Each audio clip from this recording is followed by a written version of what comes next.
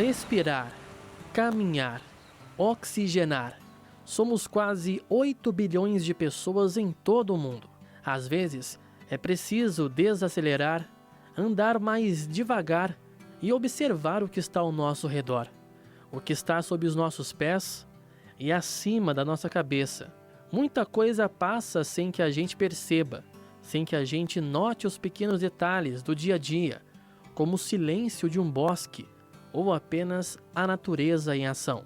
Reconhecer a necessidade de se conectar consigo mesmo é o primeiro passo para uma vida mais saudável. E essa conexão pode estar em coisas bem simples, como um passeio por alguma rua arborizada, um instante de silêncio em um parque ou a simplicidade da observação de um dos pontos turísticos mais conhecidos do planeta. O Brasil é rico por natureza e é formado por 6 biomas com características distintas, em que cada um deles abriga diferentes tipos de vegetação.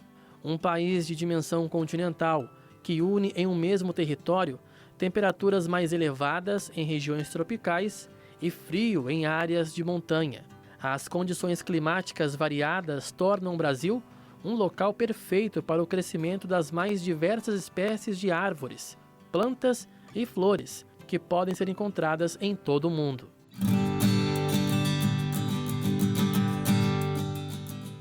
Relativamente sim, a grande maioria consegue desenvolver bem. Tem algumas espécies, por exemplo, pinheiro. Por exemplo, se você quiser plantar uma sequoia aqui, dificilmente ela vai vingar por conta da temperatura, porque são espécies de áreas muito frias, de países temperados, que sentem o calor. Mas algumas desenvolvem, mas não chegam na altura dessas árvores, entendeu? E o pinheiro, a mesma situação. Nós temos um pinheiro, que é a nossa araucária, que fica no sul do Brasil. Vai até São Paulo e sul de Minas Gerais, que é o pinheiro do Paraná. Essa espécie é uma espécie típica brasileira, mas também que se desenvolve muito bem, né, em áreas mais frias. E no estado de São Paulo é cultivado em Campos do Jordão, Cunha. Exatamente. E é uma espécie ameaçada, é uma espécie que se você derrubar, você sofre penalidade. Então é um grupo de pinheiro que é nativo do Brasil. O Jardim Botânico do Rio de Janeiro reserva uma história importante para a biodiversidade brasileira. A antiga fazenda, localizada no coração da capital fluminense, tem capítulos ricos quanto à introdução de plantas e árvores de todo o mundo, em um solo fértil, que faz germinar, além das flores e frutos, também a relevância de uma instituição reconhecida como essencial para as pesquisas científicas. Aos pés dessa imponente suma-uma de quase 40 metros de altura, há uma homenagem ao nosso maestro Antônio Carlos Jobim. Isso porque esse lugar aqui representa um de seus favoritos em todo o Rio de Janeiro. E dá para entender muito bem o porquê da preferência do maestro por esse espaço, já que no Jardim Botânico a gente encontra uma variedade muito rica em biodiversidade, natureza e também tranquilidade, silêncio, para quem busca paz em uma das maiores cidades do nosso Brasil. Aqui são 23 mil plantas e árvores e 3.400 espécies que representam a flora dos 5 continentes do nosso planeta. O Jardim Botânico era uma fazenda grande que abarcava também o Parque Lage até Dom João VI chegar. Quando Dom João VI chegou, ele pegou o Jardim Botânico, dividiu e pegou a sede, era uma fazenda aqui, e ele se apropriou dessa sede e deu os primeiros passos para a criação do Jardim Botânico, plantando a primeira palmeira imperial aqui. A partir daí, o Jardim Botânico ele foi um centro de cultivo de plantas, cultivava chá, cultivava chapéu do Panamá. Esse comércio não vingou e, posteriormente, o jardim começou a ter um viés mais científico, com diretores científicos vindo para o jardim para fazer o gerenciamento do jardim. E, a partir de então, o jardim começou a crescer de forma científica e hoje é um marco histórico, não só contando um pouco da história do Brasil, mas também é um marco científico, que é um dos principais jardins botânicos, um dos principais centros de pesquisas em botânica no Brasil e no mundo. O que chama mais a atenção do público? Agora a gente, coisa de uns 4 meses atrás, a gente fez a reinauguração da estufa de plantas carnívoras, que é um tema que chama muita atenção do público, porque eles imaginam, o imaginário do público vai comer um dedo, vai comer uma pessoa, vai comer um bicho. Então agora a gente está com essa estufa aberta e as pessoas estão vindo com muita curiosidade para conhecer as plantas que estão ali cultivadas.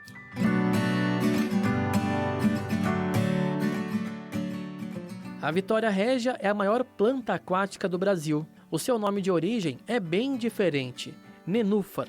Muito conhecida na Amazônia, é uma espécie de características únicas. Suas folhas são flutuantes e ela tem canais de escoamento e fendas laterais que encaminham a água das chuvas para o lago. Ela tem um reservatório energético muito rico em amido, ferro e sais minerais.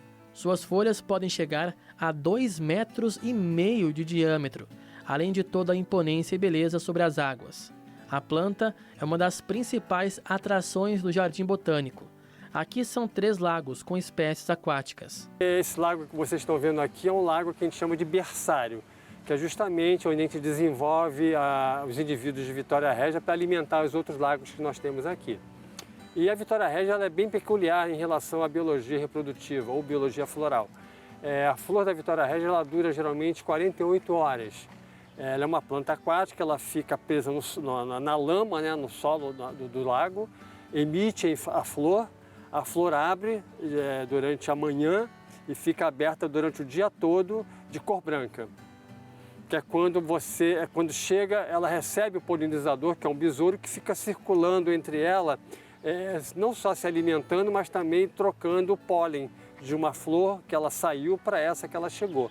Então, no final do primeiro dia, quando a flor sente a polinização, quando de fato ocorre o cruzamento, ela começa a fechar, ficar rosa, afundar, formar os frutos e os frutos saem com a correnteza da água se espalhando ao longo dos rios e lagos que ela ocorre.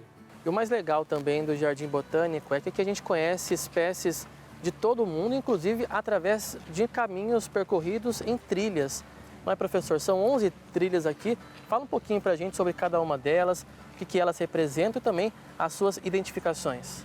Essas trilhas ela tem como objetivo fazer uma divulgação das plantas que nós temos aqui, dependendo do tema que cada uma representa. Então, os visitantes eles podem tanto fazer essas trilhas através do aplicativo ou através dos folhetos que é distribuído no centro de visitantes. Então, por exemplo, nós temos aí algumas trilhas, por exemplo, trilha do bioma Mata Atlântica, trilha do bioma amazônico, uma trilha histórica, trilha das gigantes do arboreto, que são árvores grandes. Então são 11 trilhas de diversos temas que a gente faz com que o visitante percorra e encontre informações sobre cada espécie ou cada planta que faz parte desses biomas.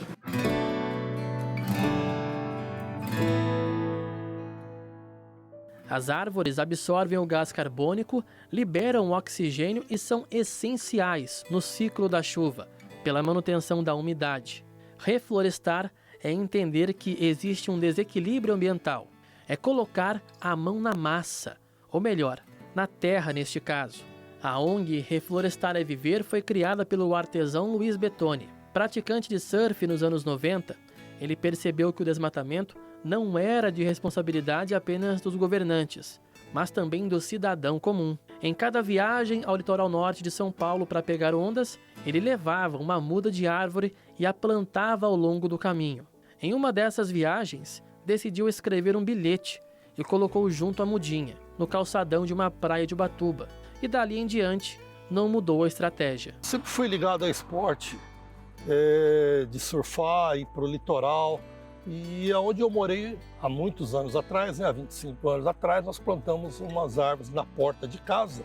E elas começaram a dar muita semente, caía, nascia muda de árvores e a gente ia colocando em algumas vasilhas e começava a levar para Ubatuba e em outros lugares, né, doando. Aí eu falei, eu preciso arrumar uma outra forma de fazer com que as pessoas levem essas árvores. Aí foi onde eu tive a ideia de colocar uma mensagem. Olá, você socorro, por favor, me leve com você. E aí começou assim, coloquei, deixei no espaço, parou um carro, levou. Deixei mais uma, passou outra pessoa e levou. Aí nós fomos aprimorando mais, colocando fotos, imagens, colocando caneta colorida. Fui levando isso para as escolas, para fazer as crianças escreverem essas mensagens para a gente colocar na árvore. Já foram mais de 500 mil árvores. Eu faço uma conta assim. Antes de ser ONG, eu era um ativista. Então eu fazia isso aqui e fui somando uma média de 1.500 árvores por mês. Aí multipliquei por 30 anos você fazendo isso aqui, então já passou de 500 mil, que elas estão esparramadas pelo Brasil. De grão em grão, de semente em semente, esse local às margens da rodovia SP-171, que liga as cidades de Guaratinguetá e Cunha, vai ficando assim, repleto de árvores. Graças a um projeto que nasceu 20 anos atrás, o Reflorestar é Viver. Para que o local fique repleto de árvores e também frutos, são necessários 2 elementos principais. O primeiro deles, muita paciência, e o segundo, bastante dedicação. Uma estrada importante e pontos desses aqui abandonados. E por que não a gente pegar e não criar um espaço para as pessoas descansarem, ver o pôr do sol, admirar e começar a valorizar mais, né? E aqui nós vamos poder dar palestra, por exemplo, nós estamos colocando foto de animais e pássaros da região. Então a pessoa que parar aqui, no futuro, eu quero que ela saia com uma informação, com uma cultura a mais. Ela vai levar alguma coisa, não só da beleza do pôr do sol, ela vai levar informações que vão servir para elas, né? Para o conhecimento delas, né? Sobre os animais, pássaros. E nós vamos tentar fazer algum ponto aqui de atividade. Por exemplo, vamos fazer doações de árvores no Dia do Meio Ambiente, no Dia da Árvore, que a gente já faz. Só que isso aqui já está sendo um ponto que a gente vai fazer essas blitz também.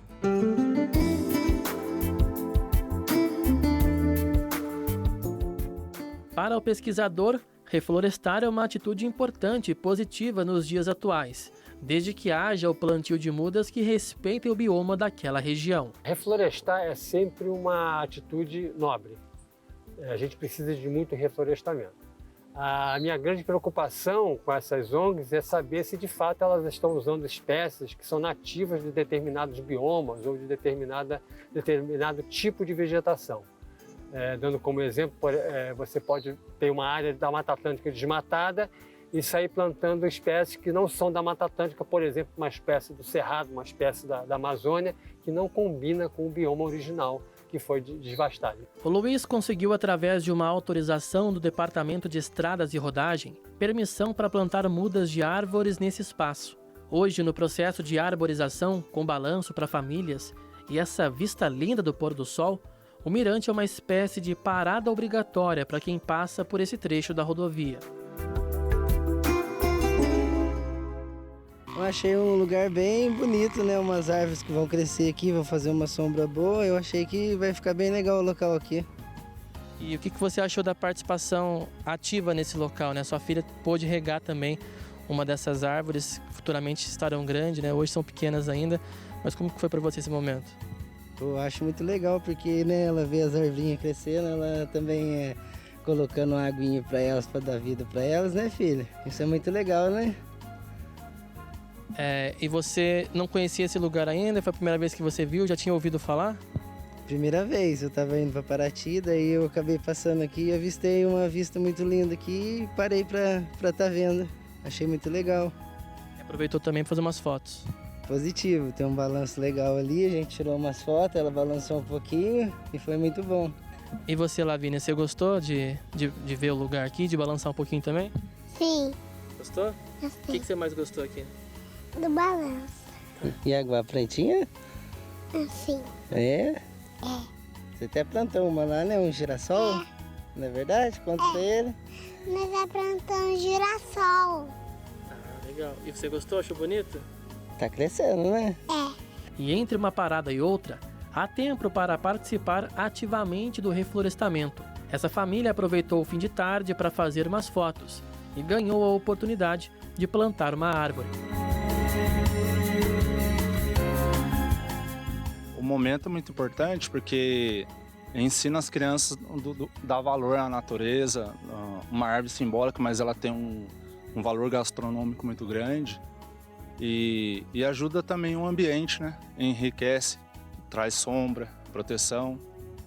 Você tenta passar para sua filha esses valores, né, do respeito ao meio ambiente, até as questões ligadas justamente à natureza. Eu sempre acampo com ela, levo ela para fazer uma caminhada, uma trilha, para ela ter esse contato com a natureza, não ficar muito em cidade, área urbana, que é importante a criança conhecer tudo em volta dela.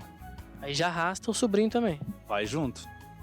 Aonde eu tô indo, se a mãe dele permite, eu levo. Ana Laura, como que foi plantar essa árvore aqui? Você gostou? Gostei. O que você mais gostou? Eu gostei mais das árvores e plantar e jogar semente. Você já tinha plantado alguma árvore já ou foi a primeira? Foi a segunda. Foi a segunda? Quando que foi a primeira então que você plantou? Eu plantei no mês de abril. E aqui assim, o que mais que você gostou? Você gostou da árvore ser uma árvore de pinhão? Como é que é? Eu gostei de árvore de maçã ou peão. E antes de pegarmos a estrada, claro que fizemos também a nossa parte e plantamos uma árvore. Afinal, é preciso semear esperança de um futuro melhor para colhermos bons frutos e uma vida mais saudável amanhã.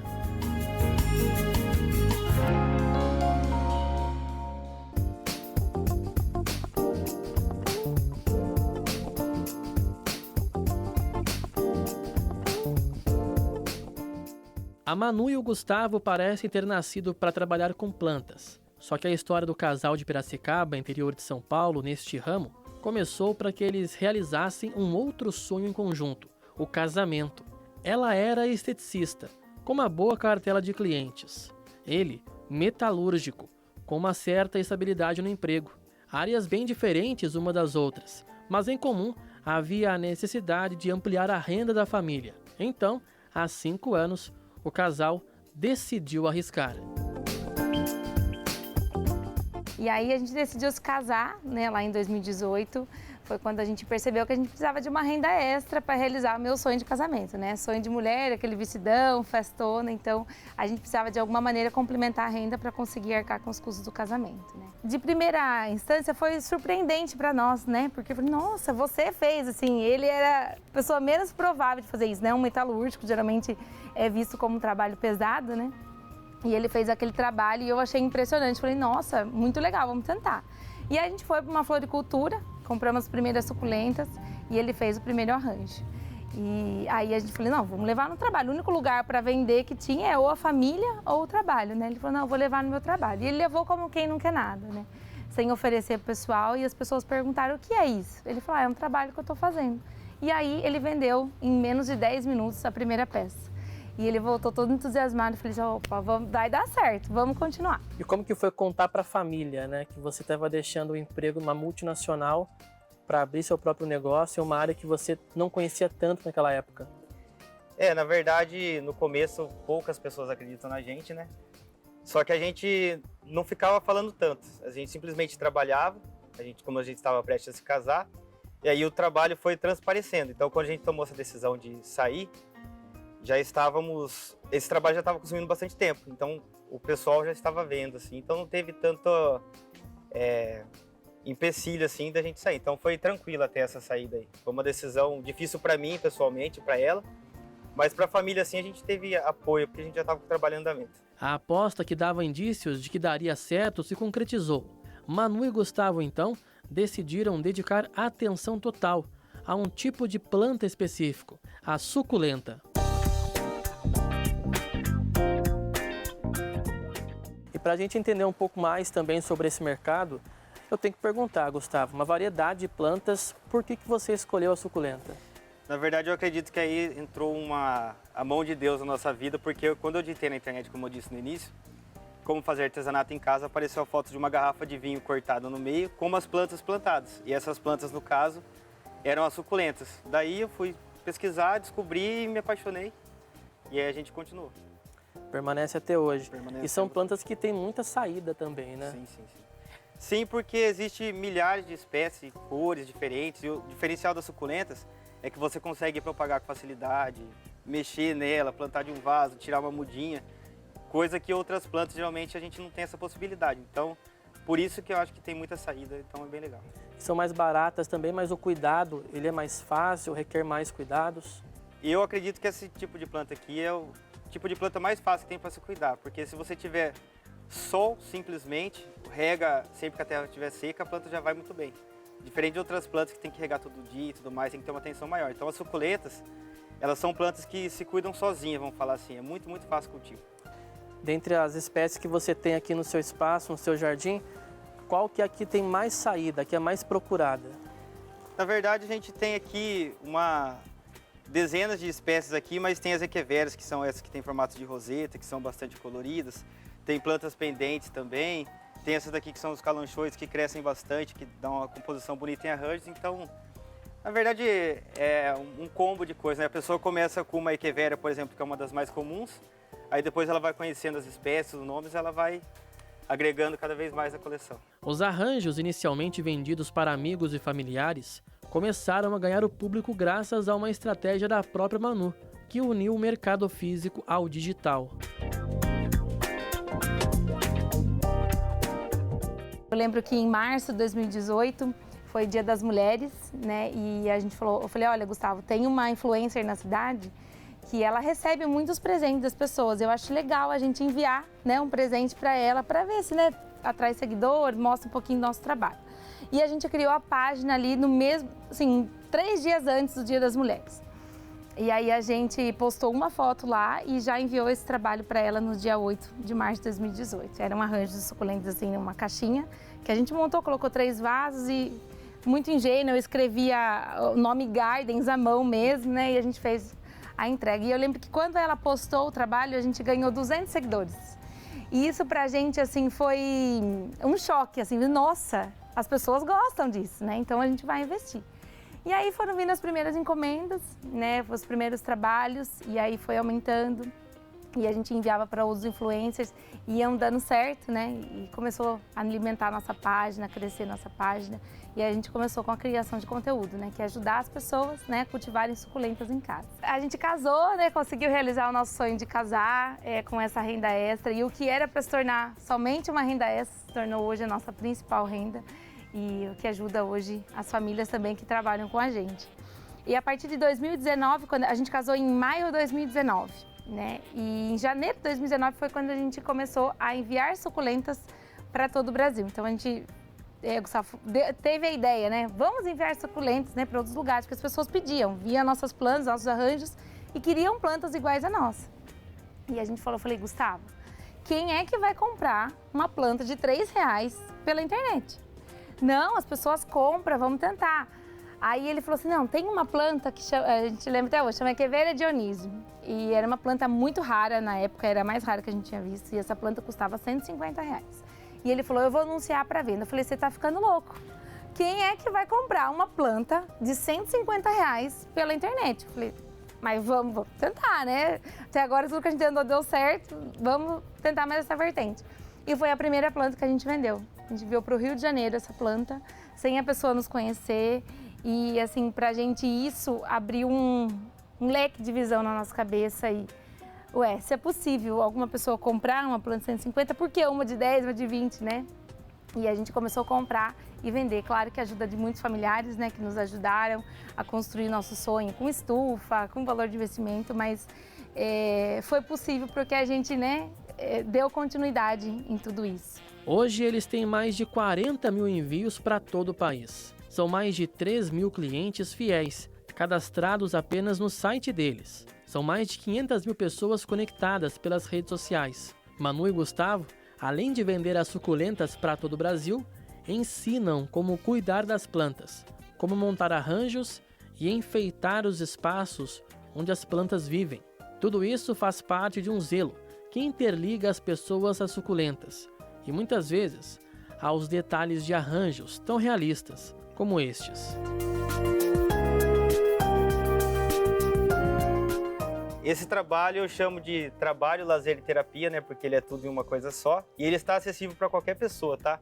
E eles são os mini-mundos. Então, existem 3 tipos, né? Que eu classifiquei como os mini-mundos, que são os mini-jardins, que é feito com cactos e suculentas. Tem o terrário, que é feito com plantas tropicais. Geralmente é musgo, fitônia, plantas assim que a gente encontra na floresta, embaixo de árvores, gosta mais de umidade. E tem os dioramas, que é como se fosse uma maquete, mas é representando uma cena, não é uma coisa arquitetônica, vamos dizer assim. Então, cena de filme, uma cena da natureza, qualquer coisa, você pode replicar através de dioramas. casamento era um sonho, né, que foi realizado em 2019. Mas dá para dizer que a empresa de vocês foi um sonho que também surgiu em 2018 e está se realizando atualmente? Isso, o nosso sonho do casamento, né, era a festa em si, né, de entregar algo bonito, de ser algo marcante nessa data especial. Mas o nosso maior sonho, assim, foi que a Gardens desse certo, sabe? E como o Gustavo falou, é muito Deus, assim, porque tudo que a gente falou hoje de manhã na entrevista, a gente tem que tomar cuidado com o que a gente pede, né? Porque um dia a gente declarou que a gente ia, né, alguém ia nos procurar para contar nossa história em rede nacional, né? O que está acontecendo hoje. Então, depois do casamento, a gente fala, o casamento foi a melhor coisa que aconteceu pra gente, mas o sonho de realização pessoal mesmo é a Gardens. Continua sendo até hoje e é o que a gente quer continuar fazendo, porque é um propósito mesmo pra gente levar algo tão natural, né, tão íntimo de Deus para as pessoas, e que é o que tem curado vida de centenas de pessoas ali através das plantas. Para quem compra um desses vasinhos ou arranjos, nunca é apenas uma planta, é uma companhia, uma nova cor para casa e muitas vezes uma lembrança de quem já partiu. Isso é um fato, sabe? Cada vez mais a gente recebe depoimentos das pessoas nas redes sociais, no WhatsApp, que é o nosso grande canal de vendas, as pessoas dizendo que são curadas através das plantas, né? Então, são curadas de dores mesmo, de câncer. E o maior assim, índice é de depressão mesmo, sabe? Porque as plantas, elas tomam um espaço dentro das pessoas que às vezes nenhuma outra coisa, né, consegue, né, ocupar. Então as plantas têm feito muito sentido na vida das pessoas, principalmente na depressão, né? Porque elas trazem uma energia e um carinho, né, com a gente de forma assim surpreendente e inexplicável. As suculentas, elas não só transformam assim a vida das pessoas em canal de venda, enfim, mas elas transformam assim pelo cuidado mesmo. Porque quanto mais você cuida da planta, né, quanto mais você propaga, quanto mais você mexe, quanto mais você planta, mais ela fica bonita e mais ela transcende, assim. Então, é algo realmente surpreendente. A relação do cultivo das plantas com a depressão é algo mágico.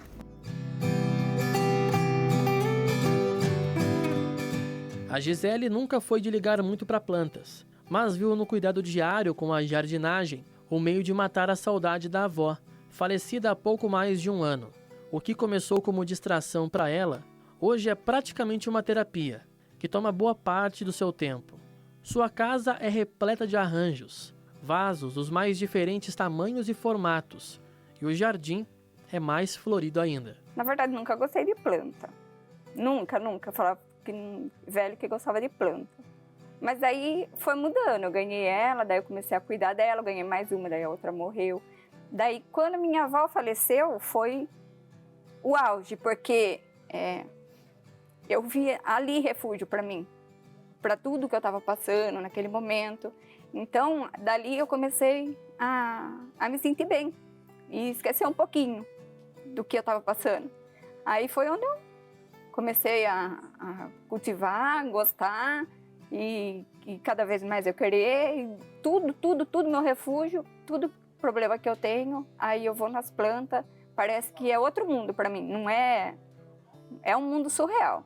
Ali eu me desligo do mundo. Como se fosse uma terapia para você cuidar delas. Exatamente. E você no dia a dia costuma fazer o que com as plantas? Como que é o trato com elas? Todo dia, cedo eu faço café, saio aqui fora, olho uma por uma. À noite eu chego, olho de novo, molho elas, daí eu entro para dentro. Daí eu vejo se tem alguma que está morta, se tem alguma que está precisando que eu mude de lugar, se está precisando que eu compre mais uma. É isso que eu faço no meu dia a dia. São mais de 100 plantas de espécies diferentes em casa. Junto com o cultivo, vem um aprendizado para conhecer mais sobre as espécies, os cuidados e até os arranjos. Apenas para molhar os jardins e os vasos, é mais de 1 hora por dia. Para mudar os enfeites, detalhes como as pedrinhas dos vasos, a Gisele reserva todos os sábados e também os domingos. Todo o segundo investido no cuidado com as plantas é um tempo especial para recordar a avó e superar a dor da perda.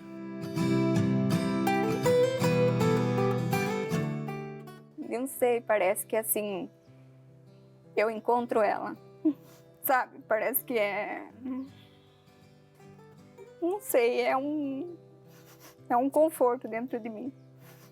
Quando eu mexo com as plantas, eu lembro dela, quando tudo começou, então é nisso que eu me apego. Eu sofri muito quando ela morreu, bastante. Para essa psicóloga, se conectar com a natureza ou com ações de cuidados, como o caso da Gisele, que cultiva as plantas, é um método que pode amenizar traumas, como a dor do luto ou até reduzir quadros de ansiedade e depressão.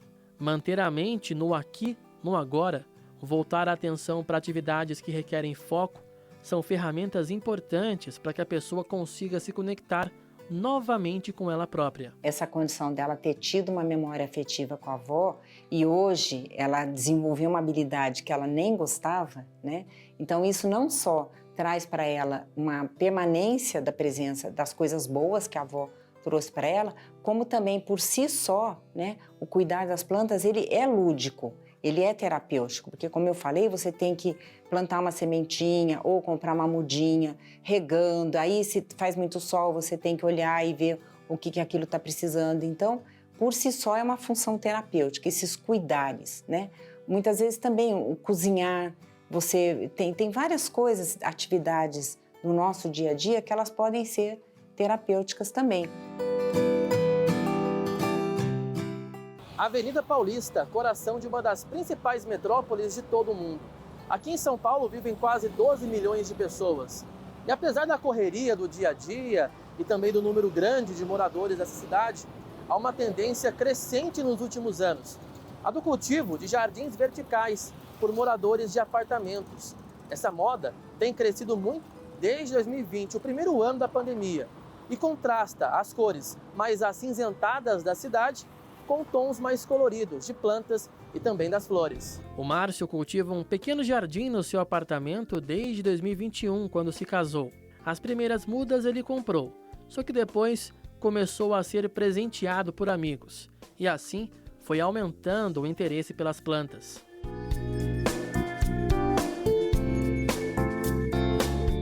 A princípio foi acontecendo, a gente ia ganhando, ia gostando, as plantas foram crescendo, foram ficando bonitas e aí a gente foi ajustando, né? Eu queria mais, a minha esposa queria um pouco menos e aí a gente foi ajustando para ficar do jeito que a gente gosta. Começou como decoração e por gosto depois. Aí, atualmente isso é um hobby para mim, eu acordo bem cedo, mantenho as regras, cada uma tem uma regra diferente, as podas.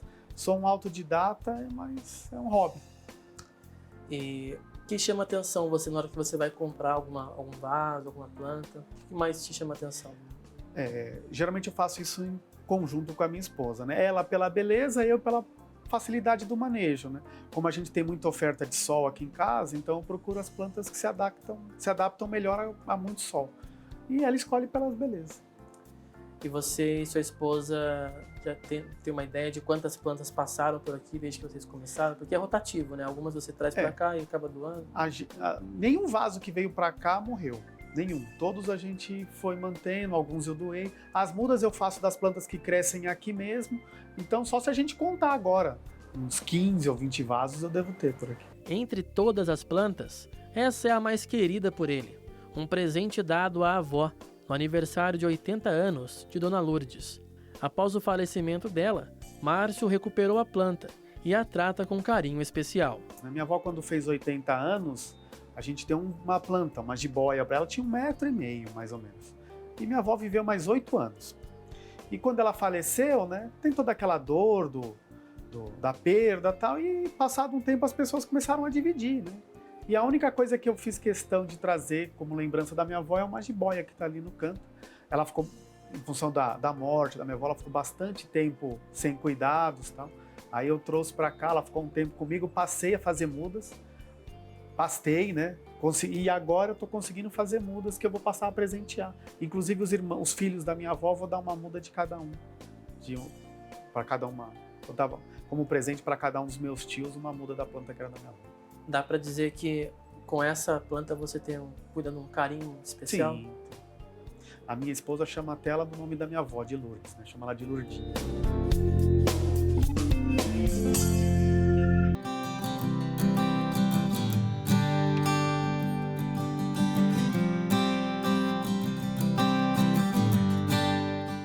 Por ano, o Brasil produz 800 milhões de toneladas de lixo orgânico, de acordo com o Plano Nacional de Resíduos Sólidos. Os processos mais comuns de separação e reciclagem desse tipo de resíduo são a biodigestão e a compostagem, que utiliza oxigênio para a decomposição do material. Apesar da grande quantidade, apenas 2% dos resíduos urbanos são destinados para a compostagem. Um grande desafio para o poder público e também para a iniciativa privada é aproveitar esse potencial de nutrientes para fortalecer a fertilidade do solo. Em meio à selva de pedras e também muitos prédios, São Paulo tem lugar especial para sustentabilidade e aproveitamento de lixo orgânico. Eu estou em um shopping na capital paulista que tem um projeto criado há 11 anos. Essa proposta consiste basicamente no reaproveitamento de materiais orgânicos, comidas, da praça de alimentação desse próprio estabelecimento. Por mês, são arrecadadas cerca de 80 toneladas de material orgânico. Esse material passa por um processo de compostagem e o composto ele é usado no plantio de frutas, verduras e também de legumes. O projeto iniciou-se em 2012, né, até mesmo para a gente fazer a destinação correta do nosso orgânico, não só do orgânico, mas também de todo o lixo que é gerado no shopping. Atualmente, a gente gera mais de 250 toneladas de lixo, sendo delas 80 toneladas sendo lixo orgânico. Então, esse material era muito nobre para ir para o aterro.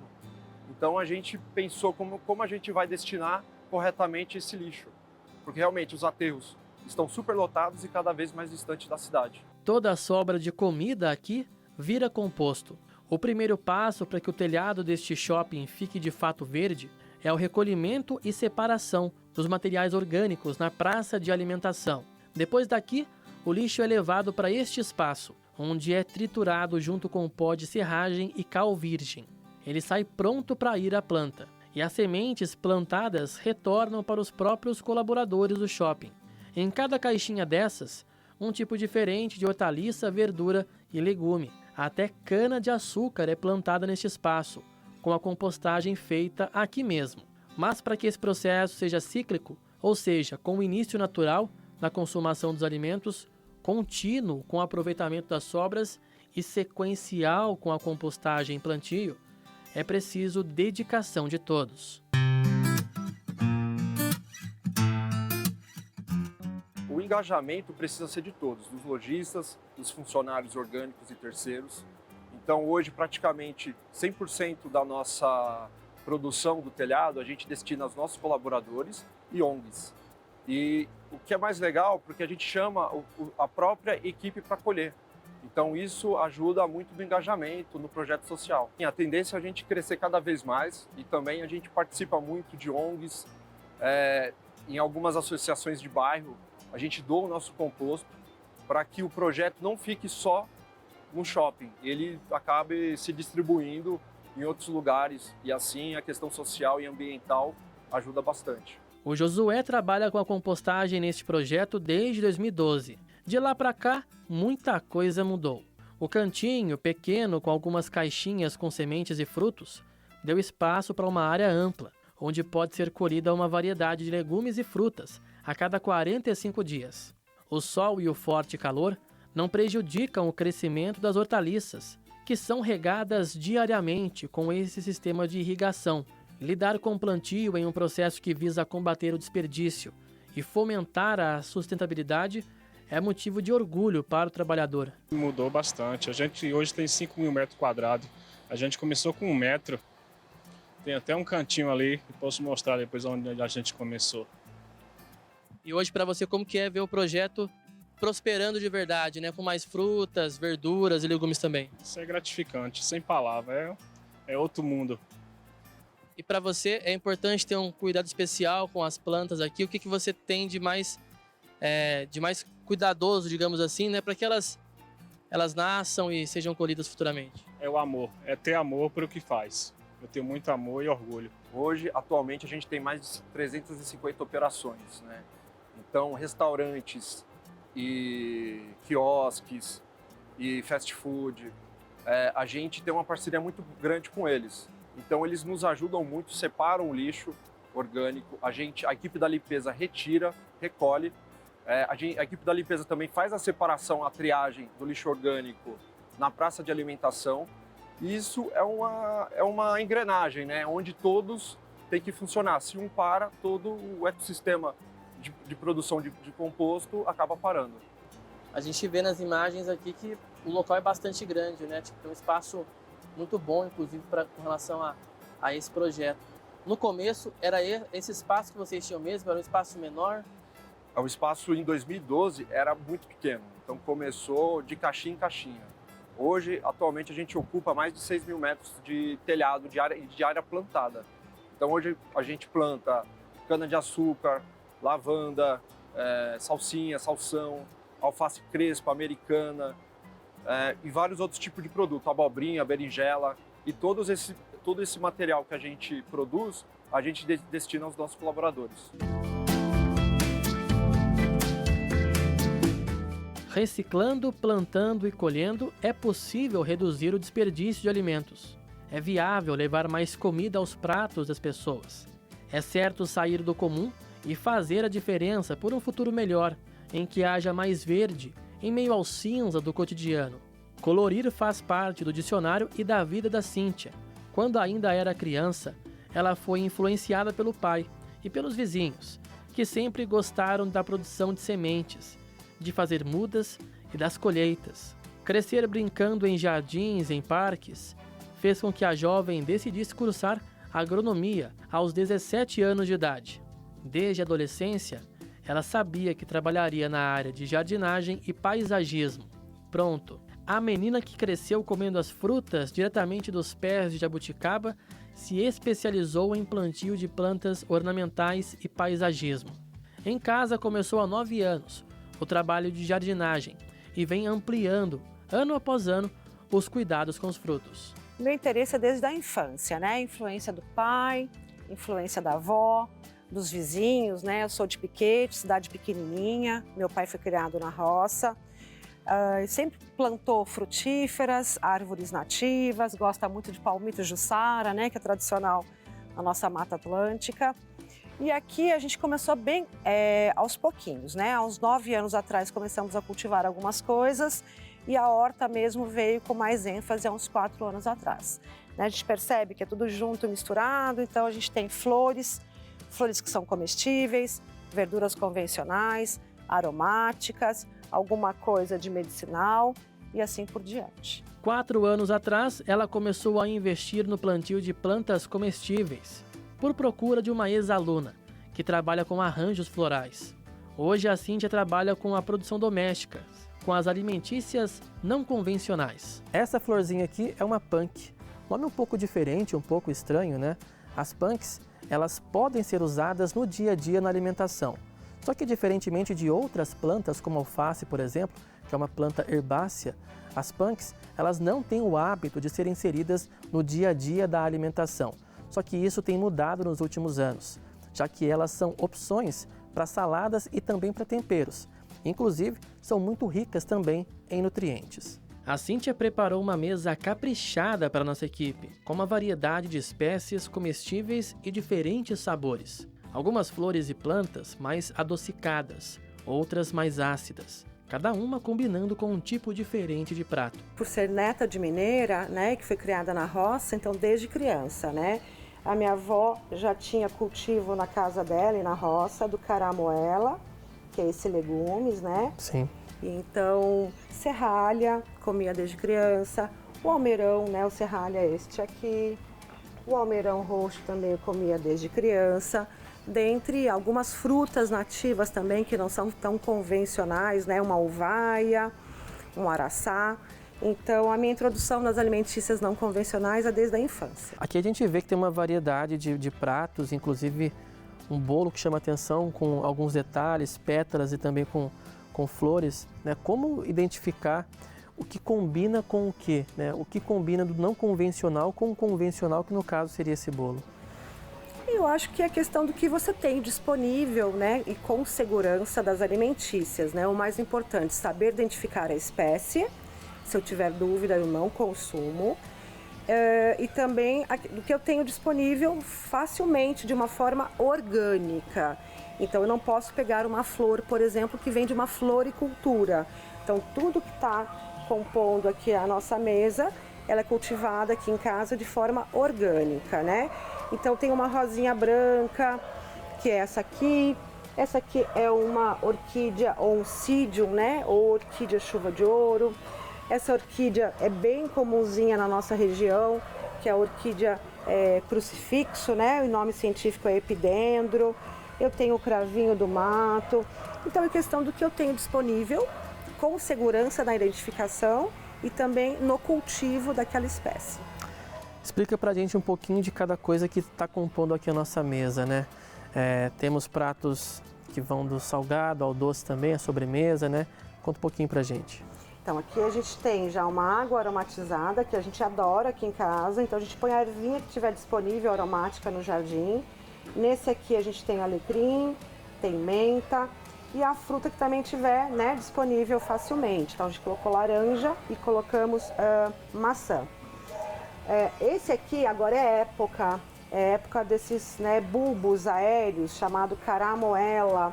E aí nós fizemos aqui uma moqueca de caramoela, saborosíssima.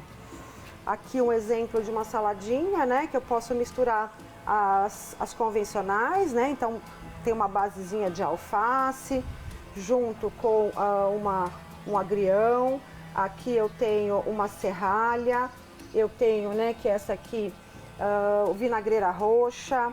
Eu tenho aqui também a capuchinha e as pétalas de capitão, né? O pessoal chama de capitão ou zinnia. Aqui é uma salada de fruta convencional, mas que a gente agrega, né, mais cores, mais nutrientes, consequentemente, com as pétalas de flores, né? A gente está com dália, que é essa aqui, e a zinnia também fazendo parte. Aqui nesse meio a gente está com um pãozinho de queijo para uma entradinha, né? E nada mais gostoso que a gente poder comer a flor, né? O abutilon, e no centro dele com uma pastinha de ricota e ervas aromáticas. E aí a gente vai para a parte de doce, né? Que é o nosso bolo com as flores comestíveis. É um bolo simples, é um bolo formigueiro com uma cobertura de ganache.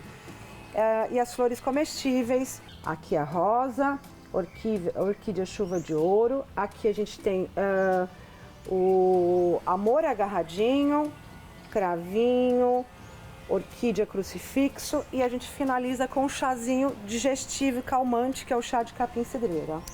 A gente vê também que são pratos muito bonitos, né, que eles chamam a atenção do olhar, mas que também são ricos em nutrientes. Exatamente. Caramoela, a gente tem vitamina, a gente tem alguma coisa de proteína, aqui a gente tem vitamina C, as flores comestíveis são muito ricas em compostos bioativos. Então, a gente diversificando os ingredientes, né? Eu acho que a grande pegada das alimentícias não convencionais é a gente diversificar, né? Conseguir introduzir cada dia uma coisinha na alimentação de forma diferente para agregar nutrição, agregar saúde nas nossas alimentações. As punks são as alimentícias não convencionais, mas que estão sendo mais consumidas agora. Elas devem perder esse rótulo futuramente, porque agora estão ganhando mais espaço, né?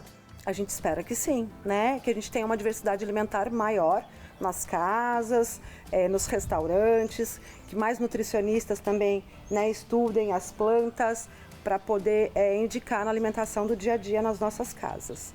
E esperamos que, né, perca esse rótulo de não convencional e que seja facilmente disponibilizada nos supermercados, nas feiras e assim por diante.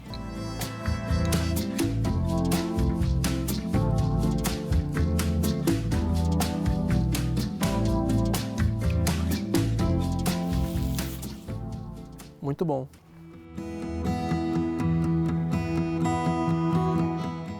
O Jardim da Cíntia hoje conta com as plantas e flores que passaram a fazer parte da culinária local. A paixão dela pela terra e seus frutos é o mesmo sentimento carregado pelo Josué, pelo Tiago, pelo Márcio, Gisele, Manu, pelo Gustavo, Luiz Betoni, pelo Marcos. cada um com uma história, cada página com uma emoção ímpar, cada emoção regada por muita dedicação, esperança e tempo.